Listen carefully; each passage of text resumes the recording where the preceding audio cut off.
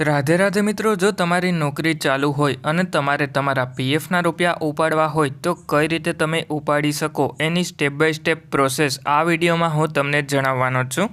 એટલે એના માટે સૌથી પહેલાં તો તમારે તમારા મોબાઈલમાં કોઈ પણ એક બ્રાઉઝર જેમ કે ક્રોમ બ્રાઉઝર ઓપન કરી લેવાનું। આપણે ફાયરફોક્સનું બ્રાઉઝર ઓપન કરેલું છે કારણ કે આપણે ક્રોમ બ્રાઉઝરમાં ઈપીએફઓની વેબસાઇટ ઓપન નથી થતી, એટલા માટે ફાયરફોક્સમાં ઈપીએફઓ ટાઈપ કરી અને સર્ચ કરી લઈએ એટલે પછી આપણે ઈપીએફઓની ઓફિશિયલ વેબસાઇટ જોવા મળી જશે। એના ઉપર એક વખત ક્લિક કરી લેવાનું છે અને આ વેબસાઇટની લિંક તમને વિડીયોના ડિસ્ક્રિપ્શનમાં પણ જોવા મળી જશે। એટલે જેવી આ વેબસાઇટ ઓપન કરીએ એના પછી એમાં ઘણા બધા ઓપ્શન તમને જોવા મળી જશે। એટલે પછી તમને ઓનલાઈન દાવે આ ઓપ્શન જોવા મળી જશે, એની ઉપર એક વખત ક્લિક કરી લેવાનું છે।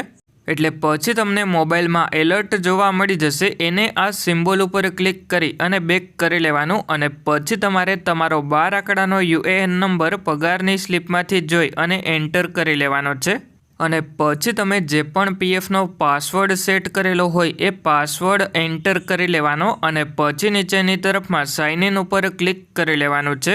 એટલે જેવા તમે યુએએન નંબર પીએફનો પાસવર્ડ એન્ટર કરી અને સાઇન ઇન ઉપર ક્લિક કરો એના પછી તમારા મોબાઈલ નંબર ઉપર એક ઓટીપી આવી જશે અને આ ઓટીપી તમારા પીએફ એકાઉન્ટ સાથે જે પણ મોબાઈલ નંબર લિંક કરેલો હોય એના ઉપર આવશે। એટલે પછી તમારે ઓટીપી એન્ટર કરવાનો અને પછી સબમિટ ઉપર ક્લિક કરી લેવાનું। એટલે પછી તમે તમારા પીએફ એકાઉન્ટમાં લોગિન થઈ જશો। એના પછી ઉપરની તરફમાં આ 3 લાઇન ઉપર ક્લિક કરી મેનેજ ઉપર ક્લિક કરી અને કેવાયસી ઉપર ક્લિક કરવાનું અને તમારે એ જોઈ લેવાનું કે બેંકની કેવાયસી તમે કરી લીધી કે બાકી છે, કેમ કે જો તમારે પીએફના રૂપિયા ઉપાડવા હોય તો એમાં બેંકની કેવાયસી કરવી પડે। એટલે હવે આપણે ઓનલાઈન સર્વિસીસમાં ક્લેમ ઉપર એક વખત ક્લિક કરી લેવાનું છે અને પછી તમે જે પણ બેંકની કેવાયસી પીએફ એકાઉન્ટમાં કરેલી હોય એ બેંક એકાઉન્ટ નંબર એન્ટર કરી લેવાનો છે અને પછી વેરીફાઈ ઉપર ક્લિક કરી લેવાનું છે। એટલે પછી તમને ટર્મ્સ એન્ડ કન્ડિશન જોવા મળી જશે, એમાં યસ ઉપર ક્લિક કરી અને પછી નીચેની તરફમાં પ્રોસીડ ફોર ઓનલાઈન ક્લેમ ઉપર એક વખત ક્લિક કરી લેવાનું છે। એટલા માટે હવે હું પ્રોસીડ ફોર ઓનલાઈન ક્લેમ ઉપર એક વખત ક્લિક કરી લઉં। એના પછી નીચેની તરફમાં તમારે સિલેક્ટ ક્લેમ ઓપ્શન ઉપર એક વખત ક્લિક કરી લેવાનું છે અને પછી તમને એમાં પીએફ એડવાન્સ ફોર્મ 31 ઓપ્શન જોવા મળી જશે, એની ઉપર એક વખત ક્લિક કરી લેવાનું છે। એટલા માટે હવે આપણે પીએફ એડવાન્સ ફોર્મ 31 સિલેક્ટ કરી લઈએ। એના પછી નીચેની તરફમાં સિલેક્ટ સર્વિસ ઉપર ક્લિક કરી અને જે પણ કંપનીના પીએફના રૂપિયા ઉપાડવાના હોય એ કંપની સિલેક્ટ કરી લેવાની છે અને પછી નીચેની તરફમાં સિલેક્ટ એડવાન્સ પેરામાં રીઝન સિલેક્ટ કરવાનું હોય તો એમાં જો તમે ઇલનેસ ઓપ્શન સિલેક્ટ કરો તો તમારા પીએફના રૂપિયા બેંક એકાઉન્ટમાં જલ્દી આવશે, એટલે કે 2 થી 3 દિવસની અંદર આવી જશે। એના પછી નીચેની તરફમાં જેટલા પણ પીએફના રૂપિયા ઉપાડવા હોય એ અમાઉન્ટ એન્ટર કરી લેવાનું છે।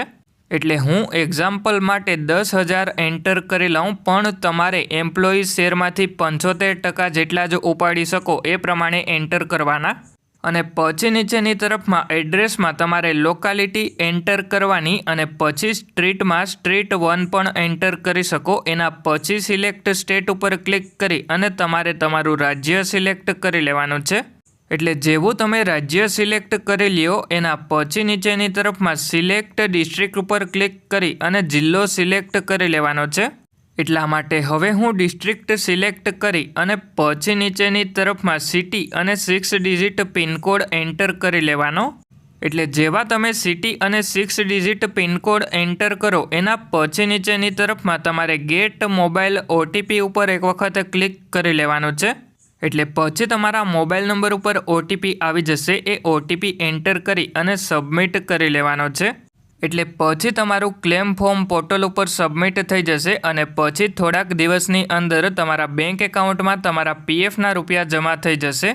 એટલે આ રીતે તમે તમારા મોબાઈલની મદદથી તમારા પીએફના રૂપિયા ઉપાડી શકો। અને હવે જો તમારા પીએફ એકાઉન્ટમાં કોઈ પણ પ્રકારનો પ્રોબ્લેમ આવતો હોય તો મને કમેન્ટ કરીને જણાવજો, એના ઉપર હું તમારા માટે વિડીયો પણ બનાવી આપીશ।